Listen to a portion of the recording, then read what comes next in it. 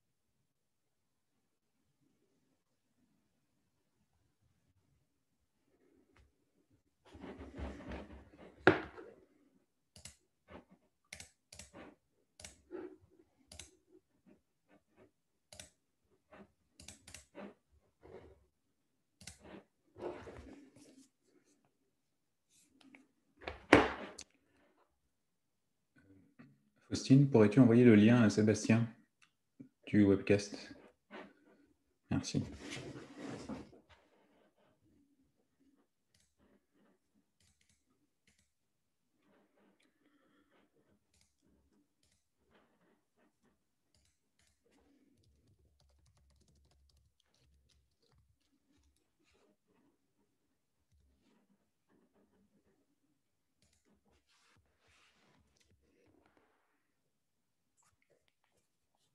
Très bien, je vous propose de commencer le webinaire. Les participants nous rejoindront au fur et à mesure. Bonsoir à tous. Alors, on va vous présenter aujourd'hui notre état des relations entre le secteur bancaire et financier et l'industrie des actifs numériques. Donc, sujet sensible s'il en est. Beaucoup d'incompréhension, beaucoup de discussions, beaucoup d'échanges, en tout cas, qui ont eu lieu ces derniers mois autour de cette question. Je pense qu'il y aura beaucoup de choses ici qui ne seront pas des surprises, qui ne seront pas forcément des surprises pour les participants, mais qui sont importantes. Il a aussi été important qu'elles soient dites et confirmées aussi par des chiffres et par une enquête. Et bien sûr, l'objectif n'est pas du tout de rester sur des constats qui sont parfois un peu difficiles, mais de faire des propositions. Donc, et aussi de voir le progrès qui a été accompli. Donc, ce sera aussi l'occasion, cette présentation, de faire un petit état des lieux de où nous en sommes à date, puisqu'il y a déjà beaucoup d'initiatives qui ont été prises et un certain nombre de résultats obtenus. Alors, c'est le format webinar. Donc, sur le plan pratique, vous avez donc une interface pour poser vos questions. On y répondra à la fin. Il y aura une séance de questions-réponses. Vous pouvez nous envoyer des messages à nous, mais vous ne pouvez pas discuter entre vous.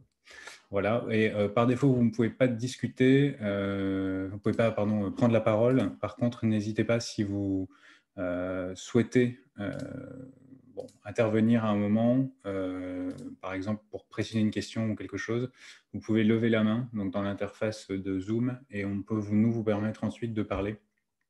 Donc voilà, on fera usage de cette fonctionnalité. On fera probablement une ou deux pauses dans la présentation si certaines mains sont levées.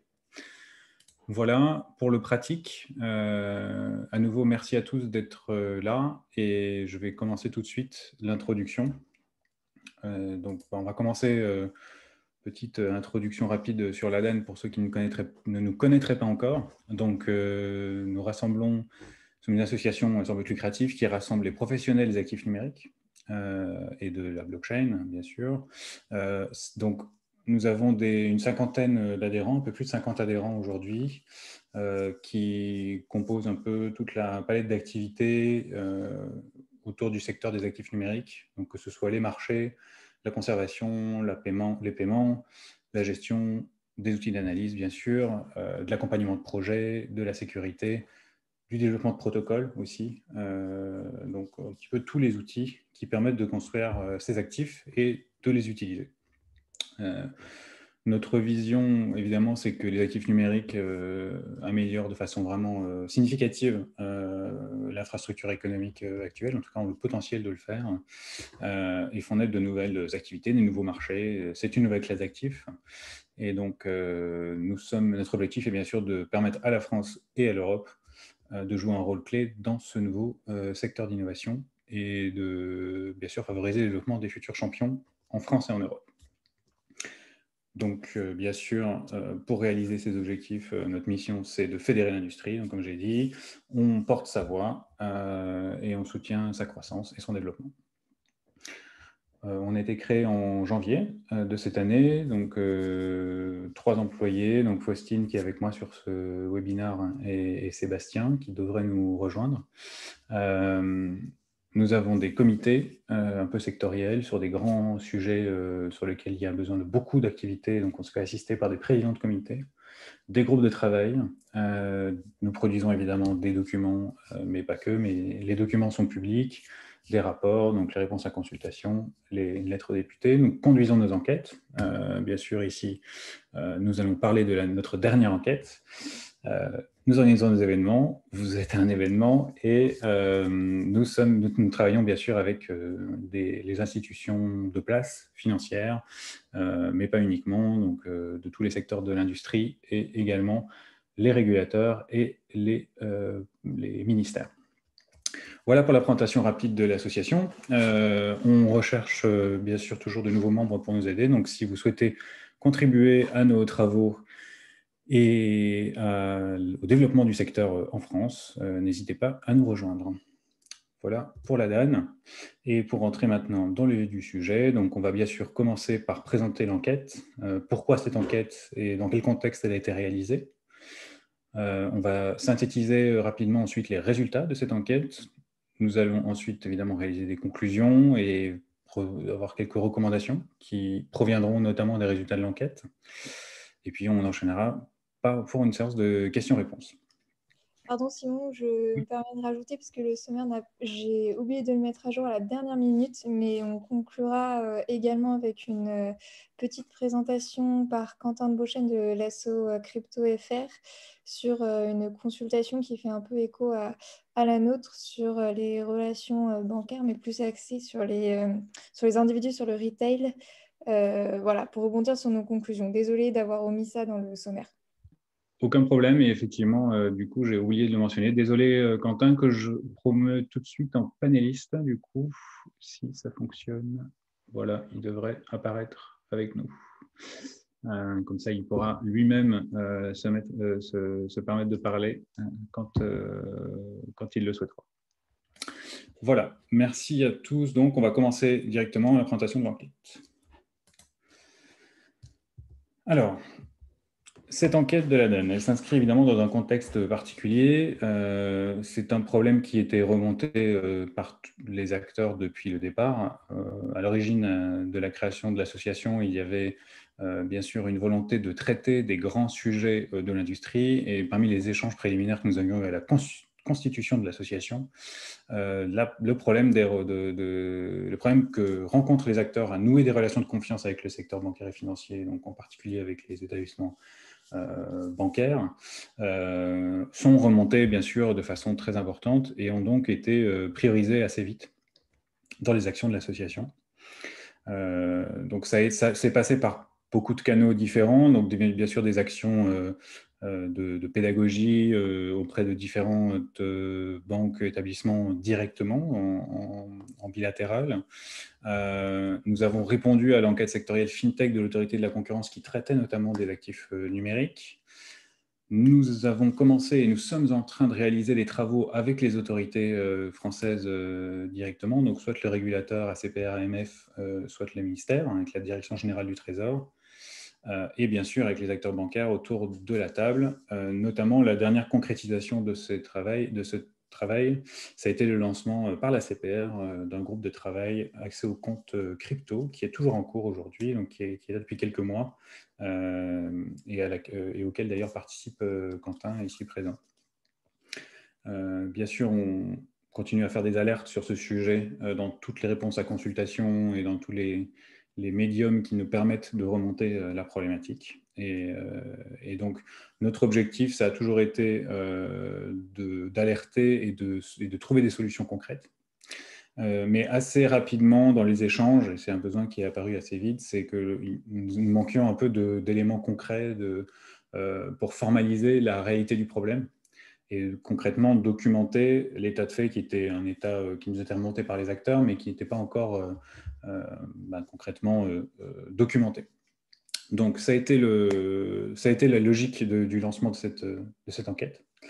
Donc, avec une évaluation à la fois qualitative et quantitative des problèmes rencontrés par les acteurs. Donc, c'était une enquête assez lourde à remplir, hein, très clairement. Donc, on a obtenu quand même une trentaine de réponses, mais c'était il y a à peu près 1 heure de travail pour répondre à l'enquête. Donc, on remercie les 30 répondants d'avoir fait ce travail et nous a permis donc de collecter autant de données et d'éléments qu'on va vous présenter donc ce soir. Donc évidemment, l'objectif du rapport, c'est dresser l'état des lieux, donc on l'a dit.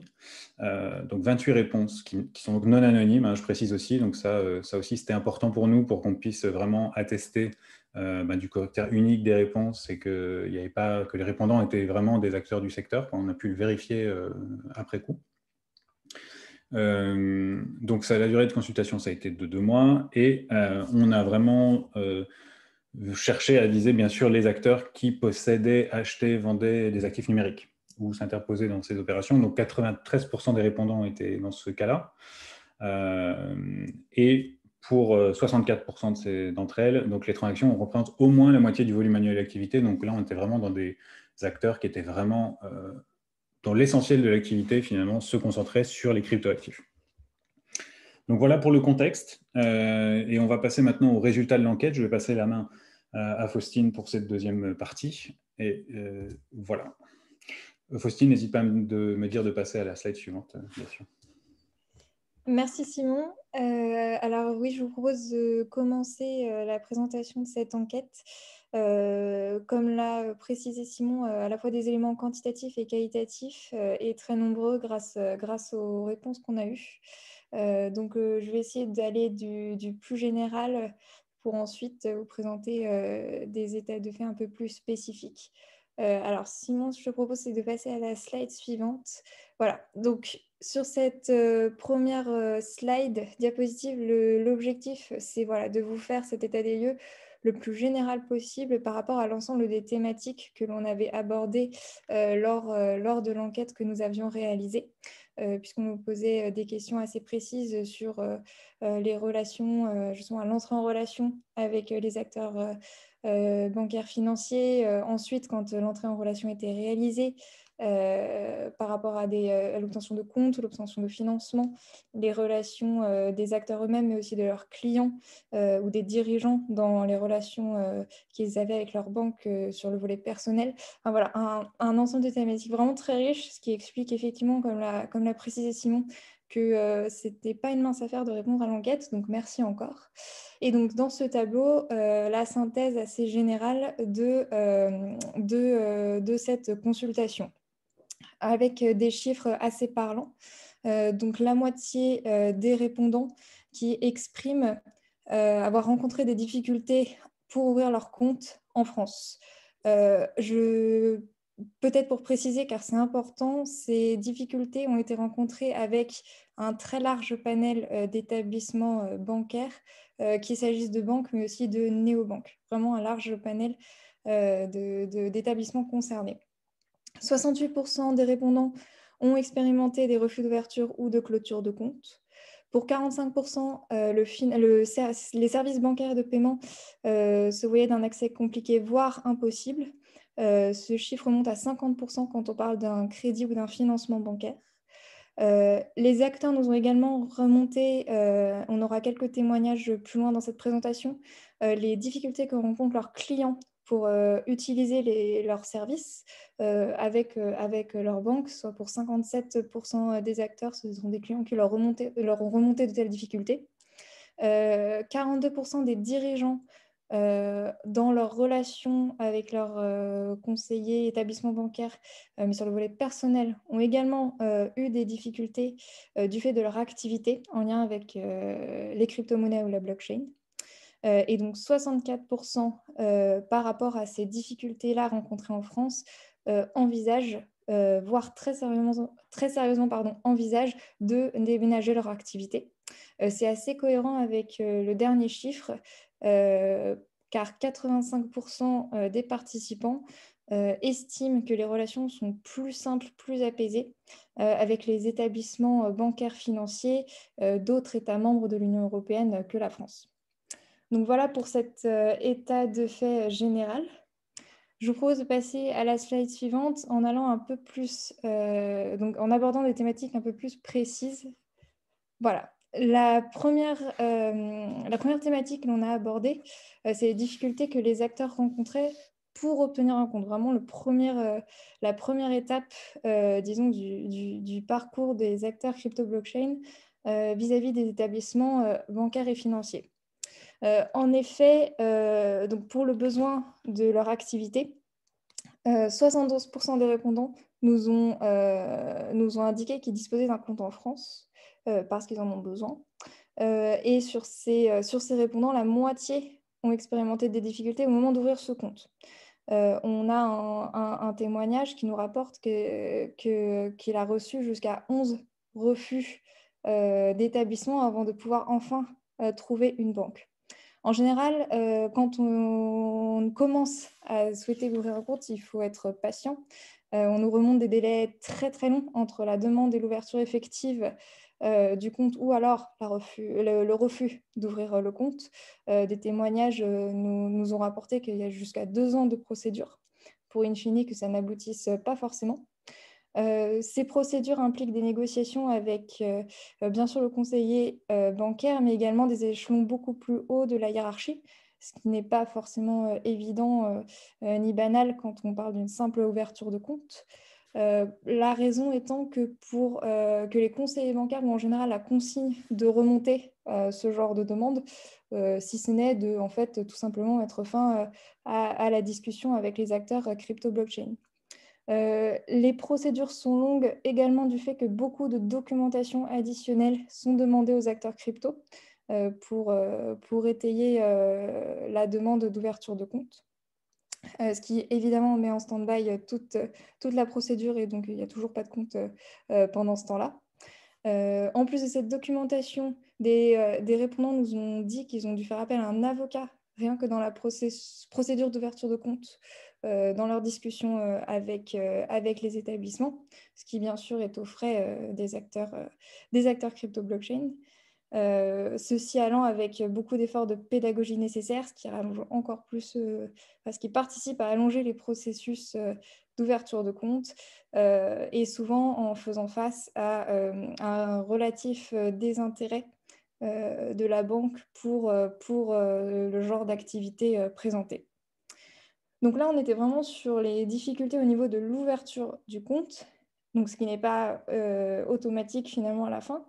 Et quand enfin les acteurs ont réussi à ouvrir un compte bancaire, les difficultés malheureusement ne s'arrêtent pas là. Donc c'était un autre volet de notre enquête, à savoir une fois que vous avez réussi, si c'est le cas, à ouvrir un compte, est-ce que tout est résolu? Et a priori, pas tellement. Le premier phénomène, c'est qu'une fois que le compte a été ouvert, il y a souvent très rapidement après une fermeture de ce compte pour un prétexte plus ou moins explicité d'ailleurs. Donc finalement, la relation, elle est terminée assez rapidement. Quand ce compte n'est pas fermé aussi rapidement, il est parfois impossible pour ces acteurs d'obtenir un moyen de paiement, carte ou carnet de chèques associé à ce compte, ou de mettre en place un prélèvement SEPA. Également pour la demande de prêt de crédit bancaire, c'est pas forcément évident, pas forcément automatique. Et en général, la demande est associée d'impératifs type être agréé par l'AMF. Les virements sont de toute façon traités de façon très longue ou conditionnés à l'émission de justificatifs, ce qui diffère de relations normales avec d'autres acteurs économiques. Et enfin, ces acteurs n'ont pas toujours accès à la banque en ligne. Et pour un ensemble d'opérations, cela requiert qu'ils se déplacent en agence, donc ce qui est plutôt fastidieux et assez peu opérant. Donc, c'est pour ça qu'à l'issue de ces témoignages, on a pu établir que l'accès aux services bancaires et de paiement nécessaires à l'exercice de leur activité est perçu comme compliqué, voire impossible pour 45% des répondants. On a 37% des répondants qui témoignent d'un accès normal et seulement 18,5% d'un accès facilité par leur interlocuteur bancaire. Donc voilà, une fois que le compte est ouvert, une fois que les relations sont établies, le genre de difficultés qu'expérimentent les acteurs. Sur la slide suivante, l'idée, c'était de comparer ce qui se passe en France avec ce qui se passe dans d'autres États membres de l'Union européenne. Donc, on a pu l'établir puisqu'on a la moitié de nos répondants qui nous ont dit avoir des comptes dans d'autres établissements que des établissements financiers. Donc, on a un grand nombre finalement de pays représentés, l'Allemagne, le Royaume-Uni, la Suède, l'Irlande, les Pays-Bas. Donc, des pays, pas seulement Chypre, pas seulement l'Estonie. Hein. Donc, des États plutôt forts aux côtés de la France. Et à partir de ces répondants, on a pu effectuer une comparaison des conditions d'accès au compte. Donc, par rapport à la France, on a donc la moitié qui ont remonté avoir eu des difficultés pour ouvrir leur compte. C'est seulement 21% lorsque les acteurs ont fait face à des interlocuteurs d'autres pays membres de l'Union européenne. Et lorsque l'on a donc demandé si ces relations étaient plus simples, la réponse a été positive pour 85% des répondants. Si donc on compare les établissements avec les relations avec les établissements France et autres pays que la France. À noter qu'il y a même 45% de nos répondants qui qualifiaient ces relations de beaucoup plus difficiles, ces relations avec les établissements français, par rapport aux autres établissements avec lesquels ils ont pu traiter au niveau européen. Donc, une fois qu'on a établi qu'il y a des difficultés, et lesquelles ce sont, en fait, on s'est demandé quel est le problème. Est-ce que les acteurs eux-mêmes qui nous ont répondu ont réussi à déterminer quels étaient les obstacles lorsqu'ils s'adressaient à leurs établissements pour ouvrir un compte, pour maintenir la relation d'affaires. On a pu identifier deux grands types de difficultés dans les raisons invoquées par les interlocuteurs bancaires et financiers. D'une part, et ça c'est quelque chose finalement d'assez peu nouveau, c'est que la difficulté vient de façon inhérente de l'activité rendue par les acteurs, donc liée aux crypto-monnaies ou à la blockchain. Donc, soit l'établissement les exclut très explicitement dans leur politique, à savoir qu'il est très clair que les acteurs qui effectuent des activités liées aux crypto ou à la blockchain ne peuvent pas ouvrir de compte bancaire, souscrire à des services de paiement, de financement. Ça peut être très explicitement écrit dans des politiques de certains établissements, où c'est implicitement proscrit, mais là, les témoignages qu'on a reçus veulent montrer, sont censés montrer des comportements qui, en fait, prohibent tout à fait l'ouverture de relations. Donc, soit lorsqu'ils ont exposé leurs demandes à leurs conseillers, la relation a tout de suite changé au moment d'évoquer l'activité avec des termes comme crypto-monnaie ou blockchain. Donc là, les témoignages montrent qu'il y a pu avoir un tournant dans les discussions à ce moment-là. Ou lorsque le conseiller est favorable, les discussions s'arrêtent lorsqu'elles sont remontées à la hiérarchie. Donc, il n'y a pas toujours de motif invoqué. ou réellement claires. Et en général, les répondants, lorsqu'ils le demandent, ne bénéficient pas de lettres de refus de la part de leur établissement. Ils n'ont pas de fin de non-recevoir de ce côté-là non plus.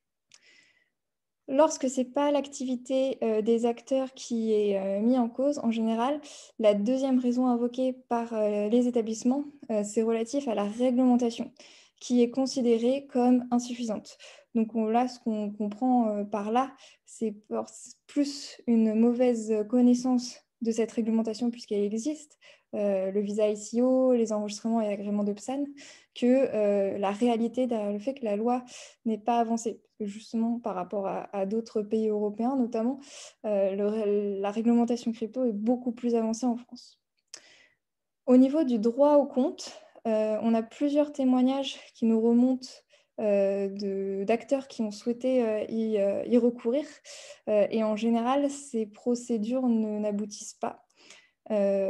Parfois, la Banque de France désigne des établissements, mais il y a refus d'ouverture néanmoins de la part de l'établissement en question.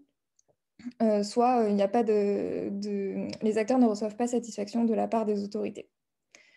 Voilà pour les principales raisons qui ont pu être identifiées par les répondants à notre enquête. Hormis les difficultés que cela pose directement en lien avec leur business, on a donc également des difficultés au niveau de l'exercice, de l'utilisation des services des clients de ces acteurs crypto-blockchain par rapport au fait que ce sont des activités crypto-blockchain vis-à-vis des banques de ces clients. Et donc, c'est ce que je vous disais en introduction, on a 67% des répondants qui nous ont témoigné que leurs clients ont expérimenté des difficultés.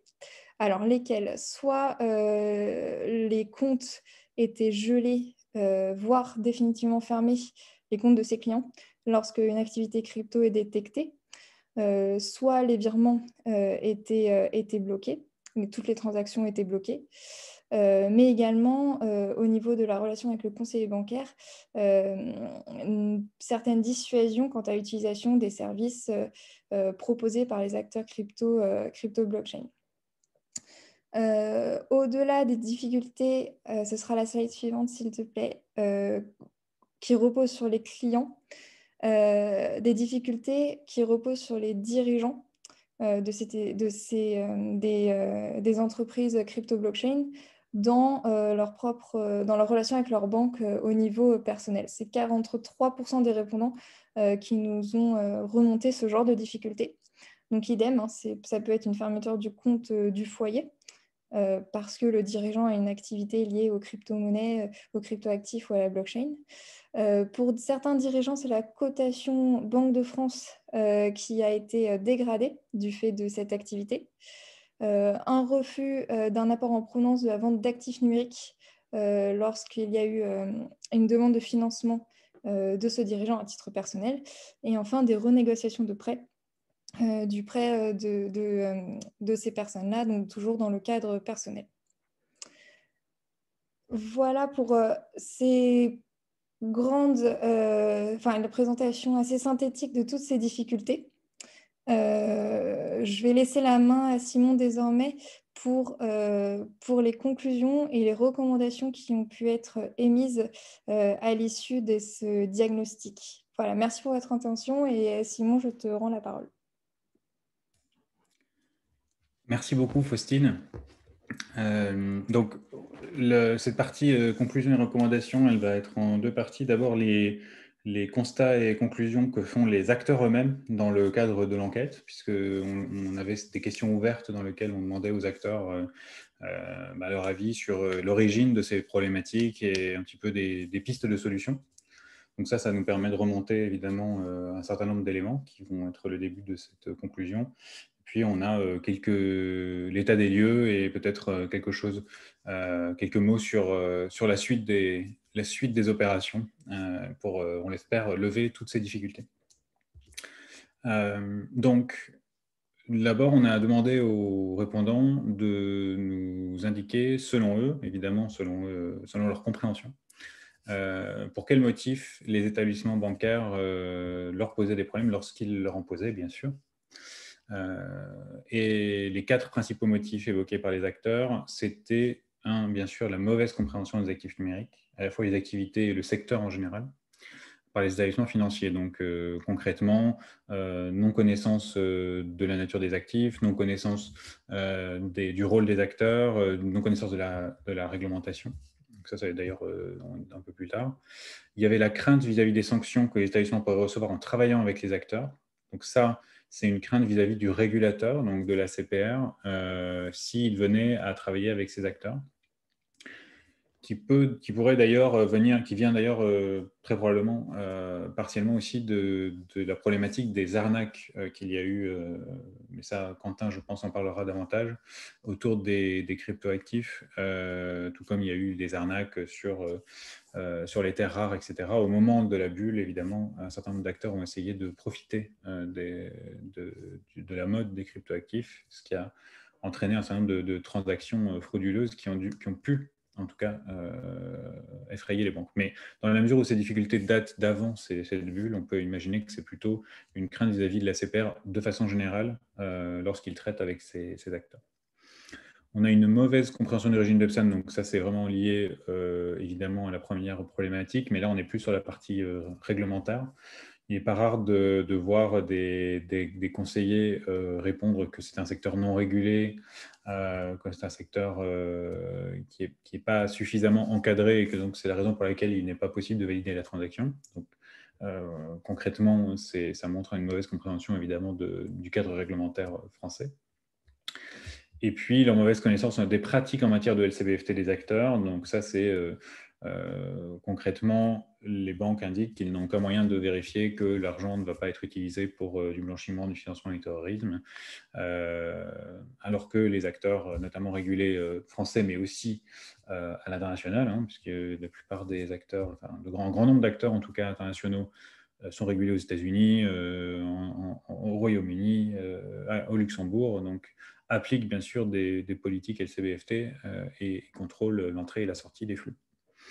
Un tiers des répondants mentionnent également qu'ils estiment qu'ils sont considérés comme une menace concurrentielle et que c'est une des justifications possibles de cette absence, de cette volonté de ne pas travailler avec eux et de cette mauvaise volonté qu'ils semblent percevoir. En tout cas, c'est une perception des acteurs, évidemment, qui n'est pas de substance, on n'a pas collecté de preuves, évidemment, de tout ceci, mais c'est en tout cas un sentiment qu'un certain nombre de répondants ont exprimé par rapport à cette pratique. Donc voilà pour ce qui a été remonté par les acteurs en ce qui concerne les raisons de cette problématique. Et bien sûr, les conséquences de ces problématiques sont assez lourdes pour les acteurs français, pour les PSAN en particulier, mais pour tous les autres aussi, qui touchent parfois aux actifs numériques.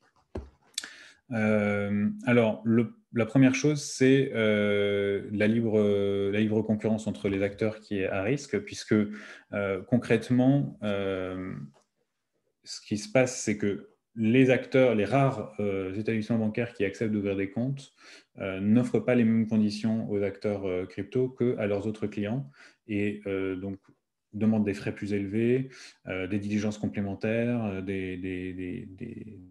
tout un nombre de démarches qui sont plus coûteuses et qui donc placent les acteurs français dans une situation concurrentielle par rapport aux acteurs étrangers qui est négative. Ensuite, évidemment, de façon générale, l'état des relations bancaires, ça pose énormément de problèmes de financement, puisque le financement nécessite bien sûr d'avoir déjà un compte sur lequel collecter de l'argent, mais aussi les banques distribuent les crédits, principalement, sont les plus grands distributeurs de crédits. Et donc, si vous n'avez pas de bonne relation avec votre établissement bancaire, évidemment, vous allez avoir du mal à obtenir un crédit en lien avec votre activité. Ça a été notamment fortement le cas lors de la problématique pendant la crise. On l'a remonté déjà dans notre rapport sur la crise. Un certain nombre de répondants ont demandé des PGE et ne l'ont pas eu ou n'ont pas pu le demander parce qu'ils n'avaient pas de banque en France. Et enfin, évidemment, une des conséquences long terme, si la situation se maintenait, ce serait une fuite des talents, puisqu'on a déjà un quart des répondants qui envisagent très certainement un déménagement de leur activité, donc c'est extrêmement élevé. Et 43%, donc en plus de ce quart, estiment que c'est une option. Donc on est à plus de 50% des répondants qui estiment que c'est une option de partir, voire l'envisagent très certainement. Donc ça, c'est un constat très négatif qu'on fait. C'est ce qui montre qu'au-delà des difficultés pratiques, c'est aussi une perception qu'on n'est pas les bienvenus en France, quoi. Et donc ça, c'est vraiment très problématique, évidemment, à la fois pour, bien sûr, maintenir le secteur, la vitalité du secteur en France, mais aussi pour l'attractivité du territoire. On a un certain nombre d'acteurs étrangers qui regardent avec attention la réglementation française parce qu'elle est quand même parmi les plus avancées d'Europe. Et en plus, le projet européen s'inspire très largement du projet français. Mais s'ils ne peuvent pas ouvrir de compte bancaire dans le pays dans lequel ils souhaitent s'établir, évidemment, ils vont rebrousser chemin et faire autre chose. En tout cas, aller dans un autre pays. Donc voilà pour les conséquences principales. Et maintenant, essayons de trouver des solutions. Donc là, d'abord, ça va être les recommandations qui ont été remontées dans l'enquête par les acteurs. Donc, encore une fois, il y avait une question ouverte dans laquelle on demandait aux répondants d'expliquer que faire finalement pour changer cette situation. Donc, la réponse qui est remontée le plus, c'est mener les actions pédagogiques. Donc, c'est aussi c'est un travail bien sûr de longue haleine et assez complexe, mais que bien sûr on cherche à faire, mais on espère qu'on sera aidé dans notre initiative. C'est bien sûr continuer à expliquer aux établissements financiers ce que sont les actifs numériques, les opportunités de marché qu'ils représentent aussi pour les établissements bancaires, la réglementation, la fiscalité de ces activités, et du coup, bien sûr, démythifier les idées préconçues sur l'absence d'application de LCBFT sur les actifs numériques, la considération des acteurs crypto comme étant exactement comme des banques et donc ne remplissant pas les mêmes obligations par la loi, etc. Donc il y a toute je dirais, des idées qui sont quand même bien ancrées encore aujourd'hui, malheureusement, qui doivent simplement disparaître par éducation. Parce que c'est vraiment la situation a changé maintenant, le secteur a beaucoup changé et beaucoup mature. Il est beaucoup plus mature aujourd'hui qu'il ne l'était. Et c'est important que les établissements bancaires prennent acte de ça et reconsidèrent un peu leur vision des actifs numériques. Bien sûr, il y a des actions spécifiques qui pourraient être faites au niveau des départements conformité. Ça, c'était quelque chose d'assez qui a été mis en avant aussi par les répondants. Renforcer la visibilité des projets français sérieux pour améliorer l'image du secteur, évidemment. Donc ça, c'est notamment le rôle, évidemment, de cette association de mettre en avant ce type de projet. Mais il y a d'autres initiatives du même genre. La réglementation PSAN, c'est quelque chose qui est très utile aussi. Voilà, donc petit à petit, que ces projets soient plus visibles, plus grand public, plus connus, et que ça permettra, évidemment, d'améliorer l'image du secteur en général. Appliquer le droit d'accès aux comptes dans des conditions raisonnables. Bon, ça, évidemment, c'est une demande relativement raisonnable. Donc, en termes de frais, en termes, évidemment, d'effectivité. Appliquer réellement les sanctions prévues dans les cas les plus graves. Donc, quand il y a une fermeture de compte injustifiée, une entrave à la procédure de droit au compte, un refus malgré l'enregistrement en tant que PSAN, etc., etc., les membres suggèrent qu'on applique des sanctions aux établissements bancaires qui n'auraient pas respecté leurs obligations, en tout cas ce qu'ils considèrent comme étant leurs obligations. On suggère aussi de créer des agences spécialisées en innovation et crypto dans chaque grande banque. Parce que c'est vrai que parfois c'est compliqué pour les acteurs de trouver des interlocuteurs qui comprennent, donc on l'a vu, mais finalement créer des agences spécialisées en innovation et crypto, ça permettrait de concentrer au même endroit la connaissance et d'être sûr que les acteurs crypto, quand ils ouvrent un compte, ont des interlocuteurs qui comprennent de quoi ils parlent.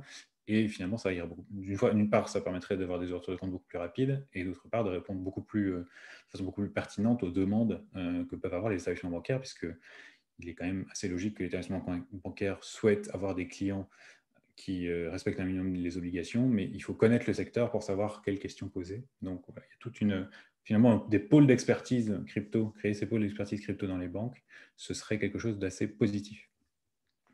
Une idée aussi remontée par un répondant, c'est de whitelister, donc faire une liste blanche de transactions clients en provenance ou à destination d'acteurs du secteur des actifs numériques enregistrés auprès des autorités de régulation. Concrètement, ça serait créer une liste d'acteurs régulés et de leur compte bancaire, de leurs coordonnées, etc. Ce qui permettrait aux banques d'accéder à cette liste et d'accepter de façon plus ou moins automatique les transactions en lien avec ces acteurs. Et il y a un message pour la CPR, alors je ne sais pas s'ils sont là ce soir, mais qui est de mieux accompagner les acteurs dans les procédures d'accès aux comptes renforcées, puisqu'apparemment il y a eu une perception en tout cas que la CPR n'était pas forcément un appui dans ces démarches et parfois plutôt quelque chose d'assez difficile à comprendre et de difficile à actionner. Voilà pour ce qui a été remonté dans l'enquête. Alors, je vais conclure sous forme de prochaines étapes avant de passer la main à Quentin. Donc, les prochaines étapes pour les professionnels. Donc, aujourd'hui, on a quand même un certain nombre de signaux positifs au niveau du secteur, de plus en plus d'échanges encourageants avec les établissements bancaires en bilatéral, avec les associations de places financières, donc en général, mais plus particulièrement avec les associations bancaires, et les régulateurs qui montrent tous une volonté quand même de changement, alors pas toujours généralisée, parfois bloquée à des échelons supérieurs de la hiérarchie, mais en tout cas, ce n'est pas du tout un sujet qui disparaît, bien au contraire, il prend de plus en plus d'importance au sein des établissements bancaires et des associations de place, et donc il est à espérer qu'au fur et à mesure, la connaissance infusant, on arrivera à faire changer la situation. Nous avons évidemment lancé beaucoup d'initiatives, dont j'en ai déjà parlé, mais concrètement, on est en train de réfléchir à la concrétisation de l'idée de la liste d'acteurs, qui nous semble relativement intéressante. La formalisation, en tout cas la proposition de questionnaires d'entrée en relation, qui serait à destination des banques, donc que les banques pourraient poser les questions que les banques pourraient poser à leurs clients lorsque ceux-ci souhaitent ouvrir un compte bancaire alors qu'ils ont une activité en lien avec la crypto. Tout ça est aussi discuté dans le cadre du groupe AMF ACPR sur l'accès au compte. Donc, ce sont des signaux, aussi, encore ici, encourageants sur une entrée vraiment dans le vif du sujet avec les établissements bancaires en général et qui devrait, on l'espère, arriver à des résultats très concrets dans les prochains mois.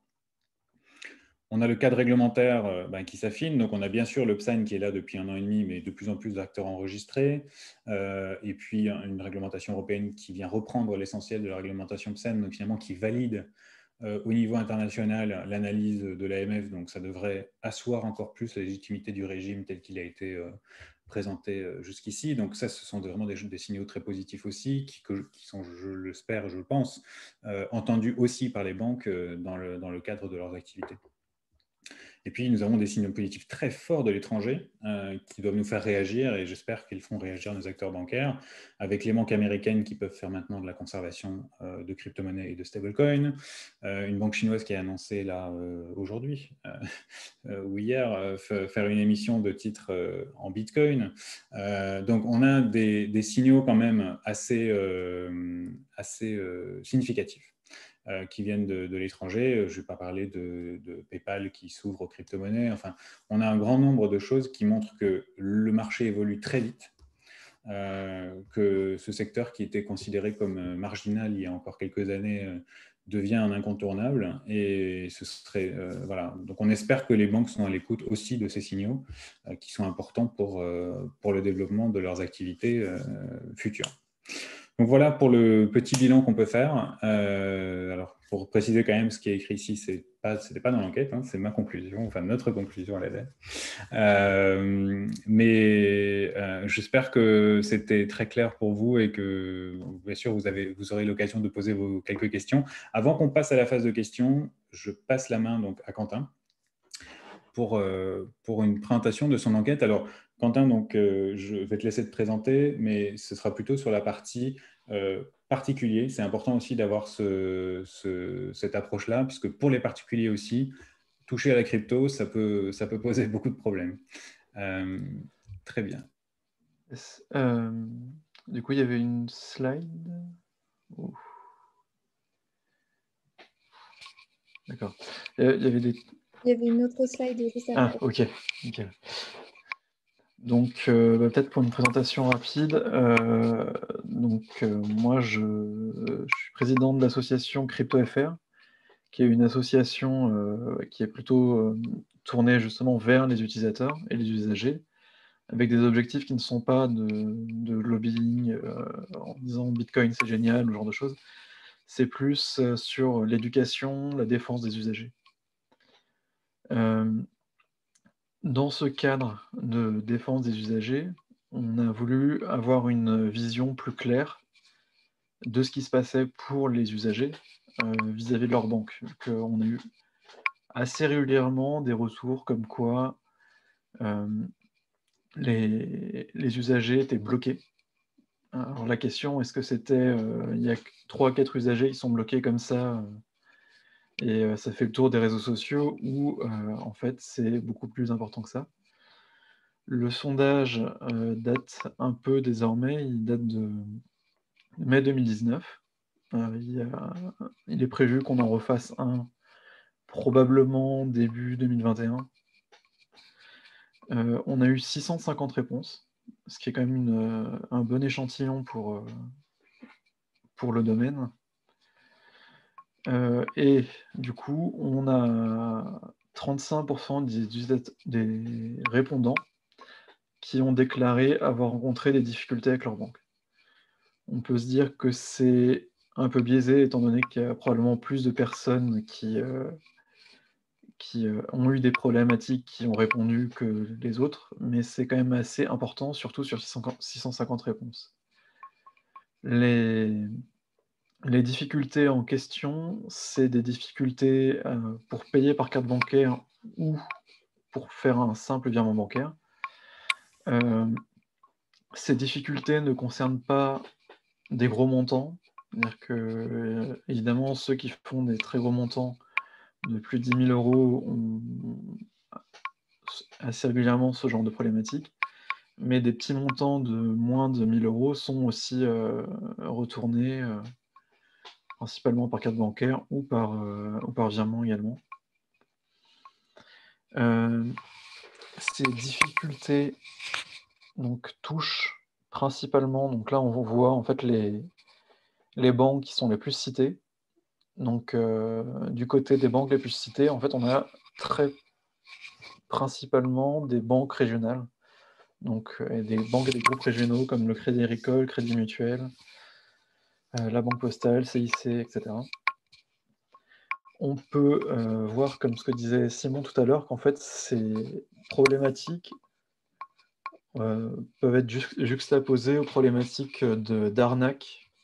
On disait les arnaques au Bitcoin, qui sont en fait l'itération des arnaques de type broker après celle des diamants. C'est-à-dire qu'il y a eu les diamants et le forex jusqu'en 2017 à peu près, très principalement, où en fait des personnes se font passer pour des brokers, appellent des gens et leur disent je vais vous faire gagner X en faisant cet investissement-là.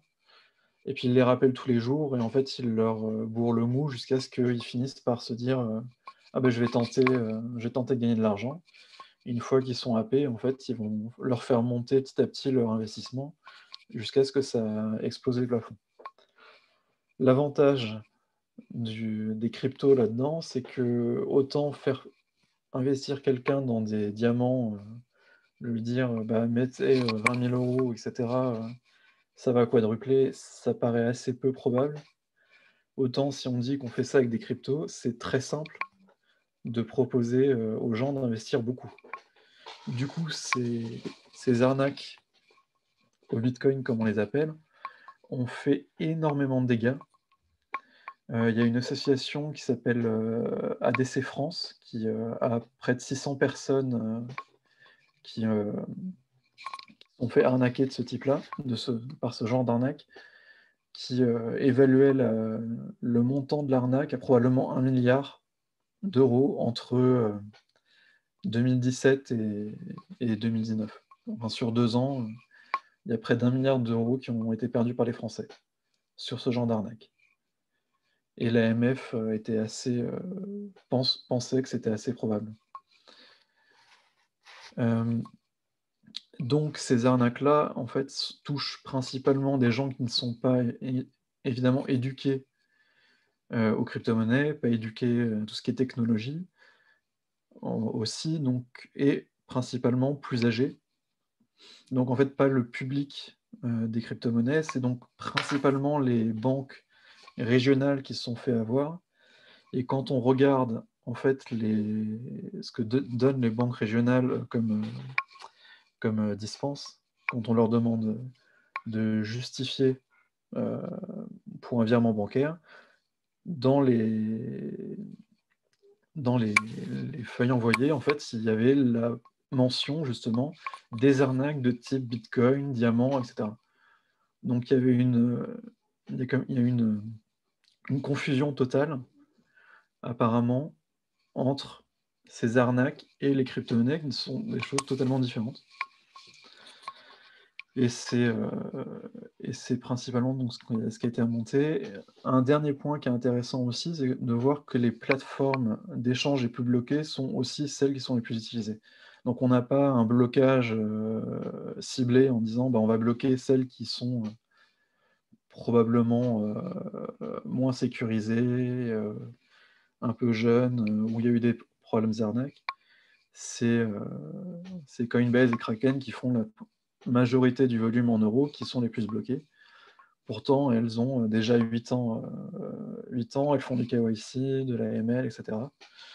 Donc on est en train de bloquer les banques, les échanges qui sont aussi les plus sérieux. Ça veut dire aussi qu'en faisant ça, les banques vont pousser les usagers vers des échanges qui sont moins sécurisés, voire carrément des arnaques. Si je ne peux pas investir via Kraken, je vais peut-être investir dans la première arnaque de type MLM et crypto Ponzi qui arrive dans le coin. Voilà, à peu près dans les points intéressants, les banques qui ont... Donc là, c'est les banques qui ont plutôt mal réussi le test. On va dire, les banques qui ont plutôt bien réussi. On a N26 qui a été remonté la plupart du temps comme une banque qui ne posait pas de problème. Et le groupe Société Générale, de manière générale, qui était plutôt bon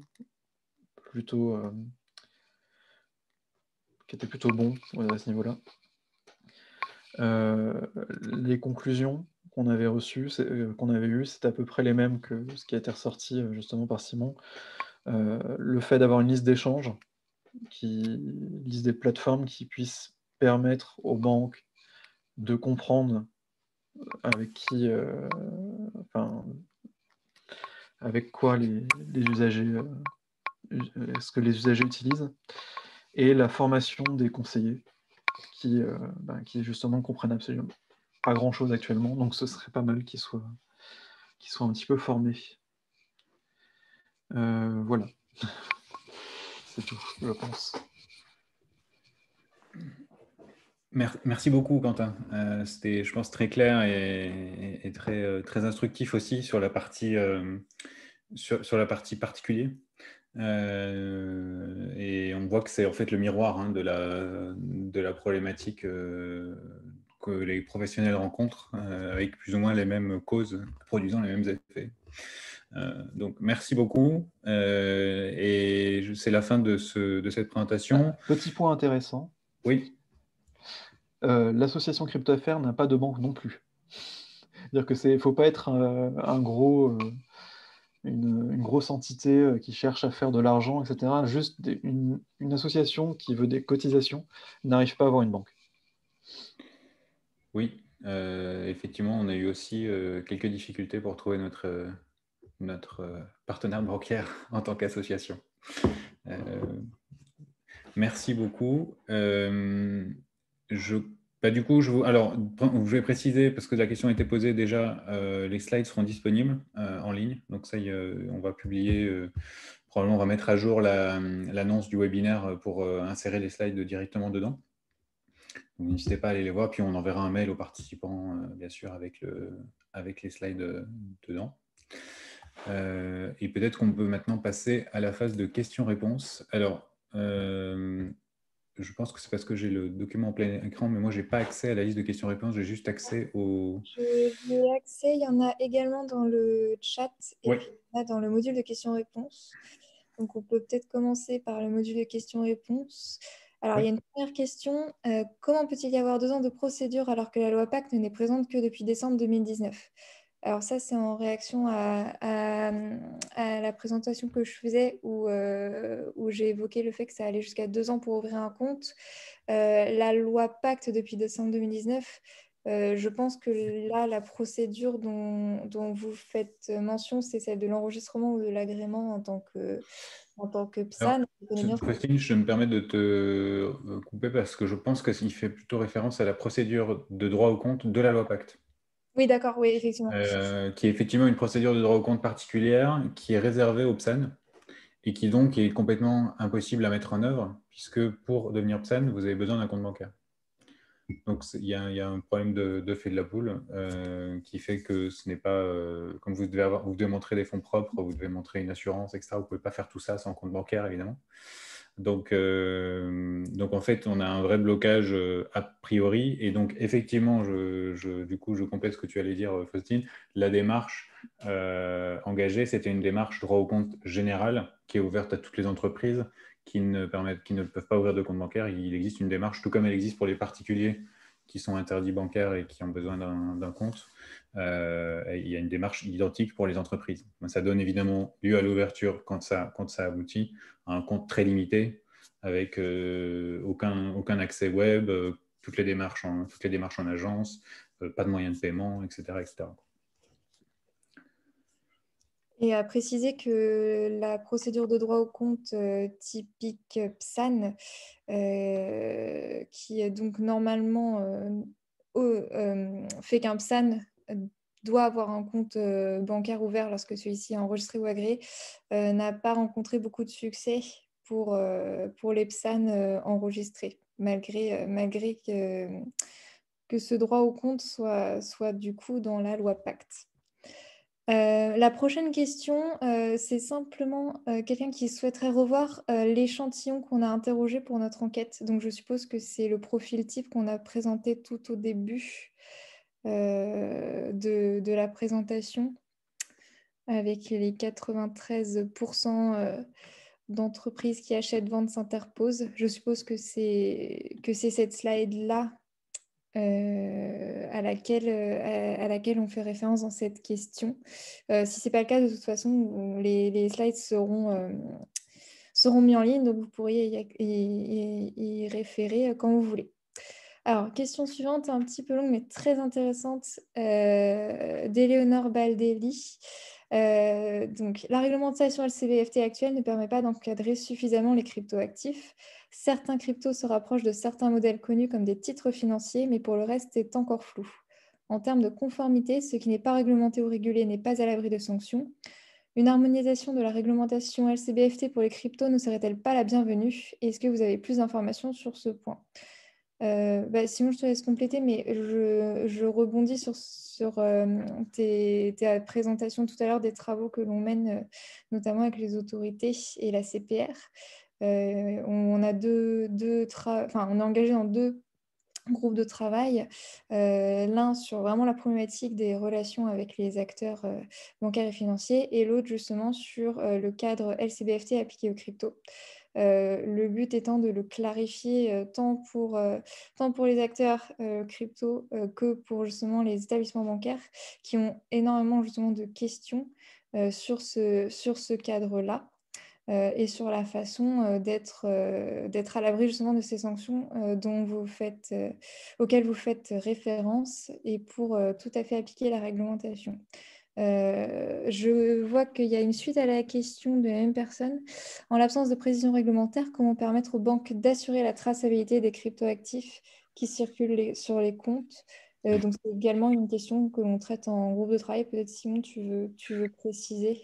Oui, je veux peut-être juste réagir quand même à la présentation de la question qui m'a un tout petit peu interpellé, puisqu'elle postule dès le départ que certains actifs ou certains acteurs ne sont pas dans le champ.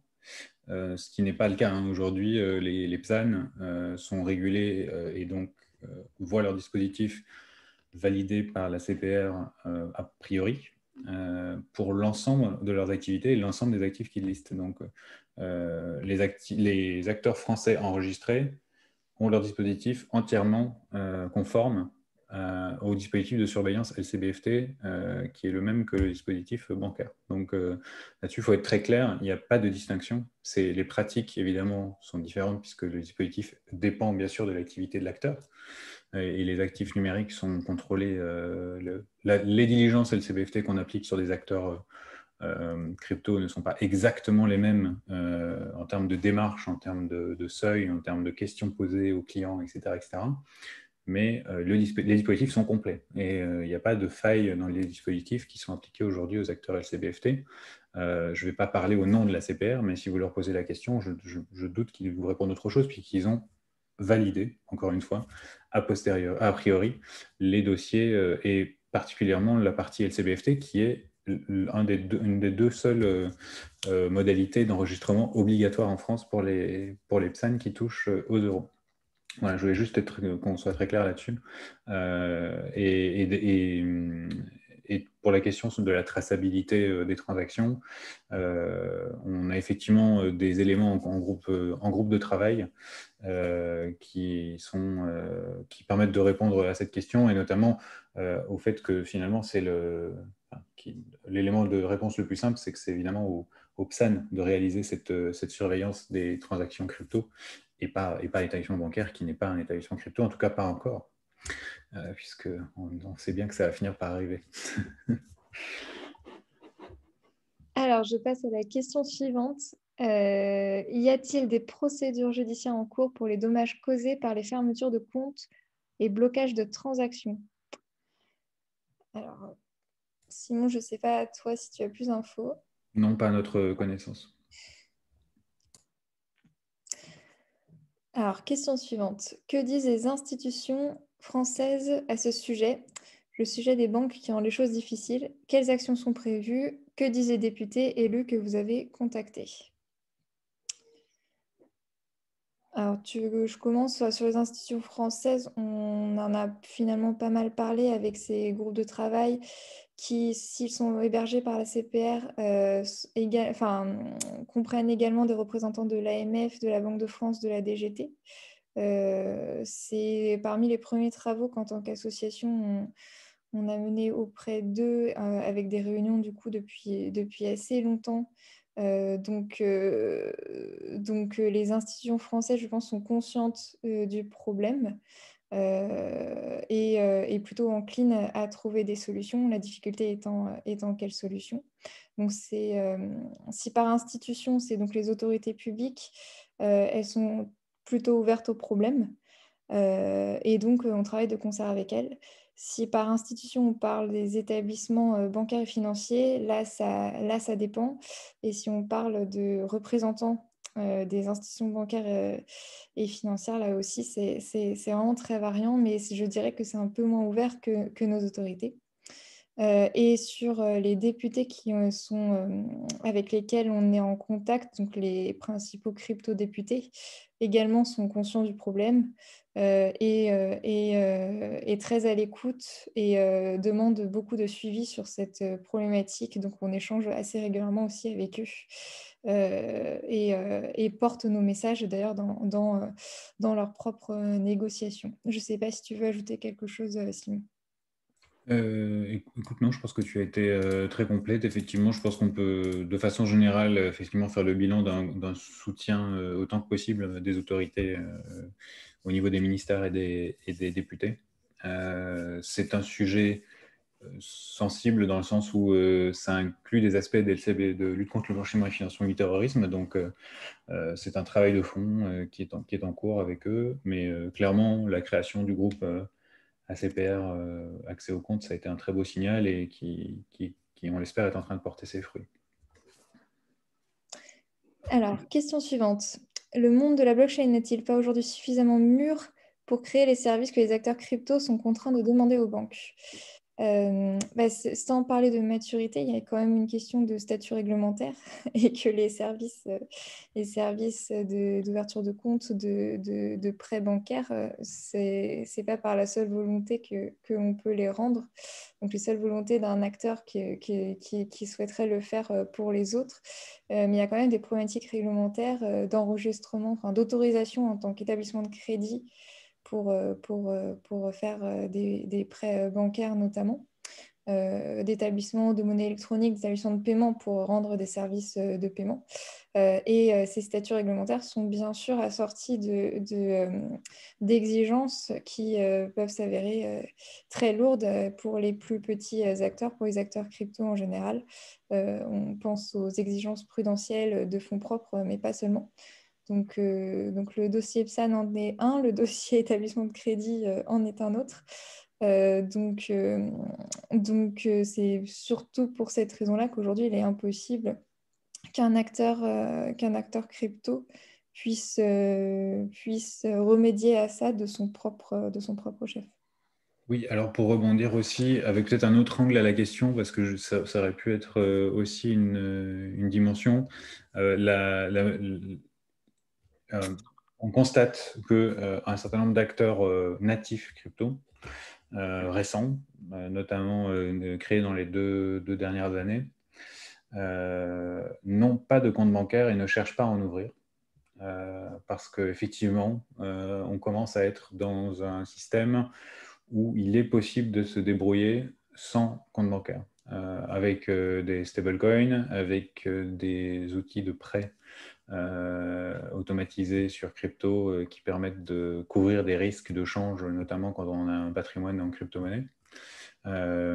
Avec un certain nombre de prestataires de plus en plus nombreux, surtout dans le monde professionnel et dans le monde de la blockchain, qui acceptent les paiements en stablecoin, qui acceptent des salariés, alors pas des salariés, mais des prestataires, parce que salariés, c'est pas possible, mais des prestataires qui acceptent des paiements en crypto-monnaie, etc., etc. Donc, certains acteurs ont entre 90 et 100% de leur activité qui est en fait complètement en dehors du schéma financier traditionnel et qui se fait uniquement en crypto, par obligation en fait, parce qu'ils savent très bien que s'ils cherchent à le faire avec une banque, ça sera bloqué. Donc effectivement, de plus en plus, on constate ce mouvement de fond qui est une réaction de défense par rapport à ces problématiques liées à l'accès au monde bancaire.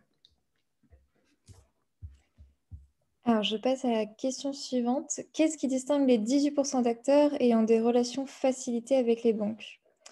C'est une bonne question, puisque l'enquête étant axée sur les difficultés, c'est vrai qu'à contrario, on n'a pas eu les facteurs, on n'a pas les facteurs qui facilitent les relations avec les banques. C'est une bonne question. Effectivement, je pense que ça n'est pas remonté dans l'enquête, donc voilà, on ne va pas faire trop de supputations, mais voilà, on ne pourra pas répondre à cette question. Et enfin, une dernière question dans le module de questions-réponses.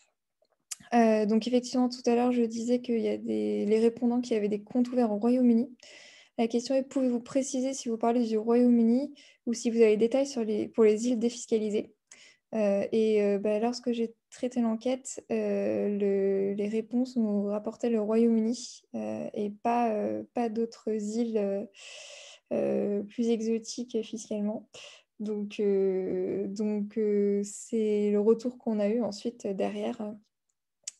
Je ne sais pas si ça se veut beaucoup plus large, mais c'était bien le Royaume-Uni qu'on nous remontait.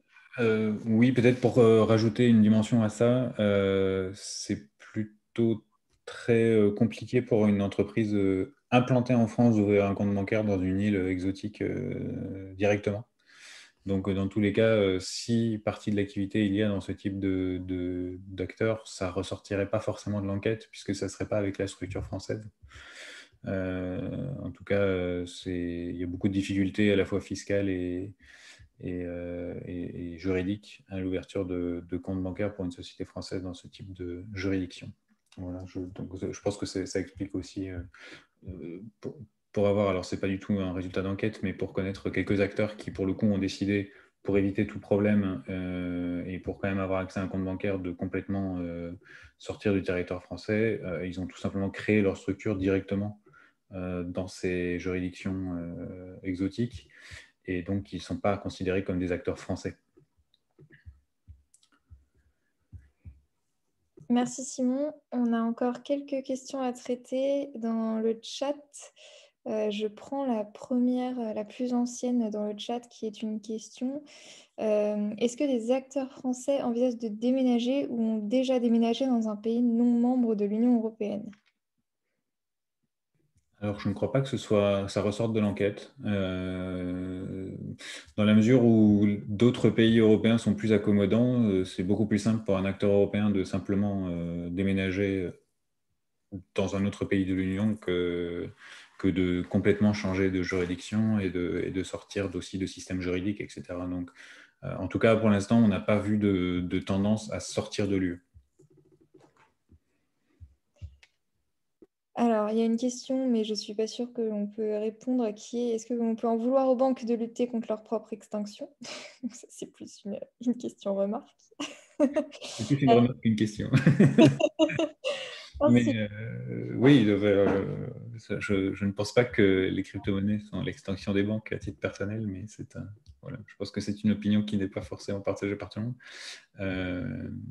Les banques, ce sont des entreprises rationnelles avec un objectif de gérer de la valeur pour ses clients. Et pour moi, les cryptoactifs, c'est simplement une extension de leur champ d'action. C'est d'ailleurs l'opinion aussi du régulateur des banques américains. Et je pense l'opinion d'un certain nombre de banques, même si elles ne peuvent pas encore le dire aujourd'hui. C'est les banques suisses, non, qui font déjà du stockage, Oui, il me semble. tout à fait. Il y a beaucoup de banques, enfin beaucoup. Il y a quelques banques suisses crypto. donc ça fait bien écho au retour de certains témoignages qui nous disaient qu'ils percevaient être une menace concurrentielle pour leurs interlocuteurs. La question suivante: quels sont les recours juridiques possibles? Alors, je suppose face à un refus d'ouverture de compte ou une fermeture intempestive, entre guillemets. Et je suppose, à part le droit au compte dont on a parlé. Alors, Simon, je préfère te laisser la main en tant que non-juriste, si tu sais plus que moi sur cette question. C'est une excellente question. Merci, Faustine. Donc, sur les recours juridiques possibles, c'est le droit au compte hein, pour forcer l'ouverture, normalement. Et puis s'il y a eu des fautes dans la gestion du dossier et mauvaise communication, etc., il y a toujours possibilité de demander des dommages et intérêts en action. Alors, je ne vais pas m'aventurer plus loin que ça parce que clairement, je ne suis pas expert du sujet. Mais d'ailleurs, si quelqu'un assiste en ce moment à cette présentation et veut répondre à la question, qu'il n'hésite pas à se manifester. Voilà. Désolée pour la délation, Simon. Alors, je passe à la question d'après, qui est pour Quentin. En ce qui concerne les virements bancaires, y a-t-il une distinction entre virements sortant vers les plateformes et virements entrant? Alors, c'est une bonne question parce qu'en fait, on avait au départ fait un sondage qui demandait justement on avait fait en amont et en aval, en gros, donc vers les plateformes et depuis les plateformes, pour voir un petit peu ce qui se passait. En fait, la problématique des virements entrant vers les banques, c'est vraiment là, du coup, la problématique de peur. Enfin, là, les banques ont vraiment peur en mode les cryptos, l'argent, il peut venir de n'importe où. Du coup, il y a pas mal, enfin, il y a eu quelques fermetures de comptes pour les usagers à cause de ça. Parce que les banques prennent peur dès qu'elles voient un petit peu d'argent qui arrive depuis des exchanges. Après, de manière générale, au final, il n'y a pas tant que ça de témoignages de virements entrants parce que les gens comprennent très vite que c'est compliqué de ramener de l'argent vers les comptes en banque et vont plutôt utiliser des services de type Wirex, Crypto.com, etc. Donc des services de cartes qui vont permettre de dépenser de l'argent, enfin des euros avec des crypto-monnaies, et qui ne posent pas autant de problèmes. Enfin, comme ça, ils n'ont pas le risque de se faire fermer leur compte en banque. Comme ça. Non, en général, donc, la partie virement entrant était beaucoup moins claire au niveau des résultats que la partie des virements sortants.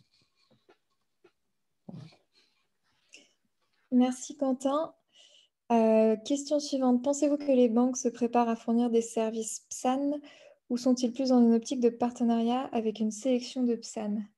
Je pense qu'on peut apporter une réponse positive aux deux, même si elle reste très discrète sur le sujet. Je pense qu'on peut aussi rester discret sur le sujet, mais je pense que oui, dans les deux cas.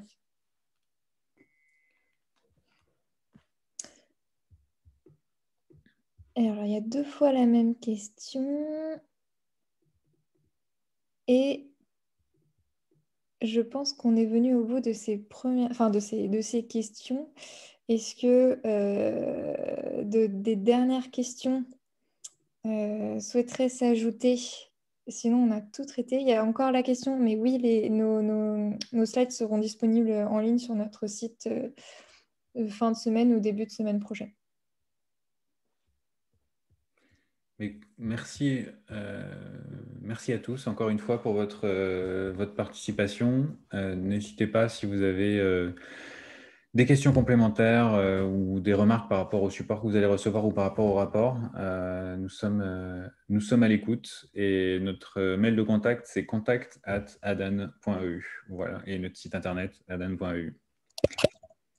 À bientôt pour notre prochain webinaire et merci pour votre participation. Au revoir. Merci, bonne soirée. Au revoir.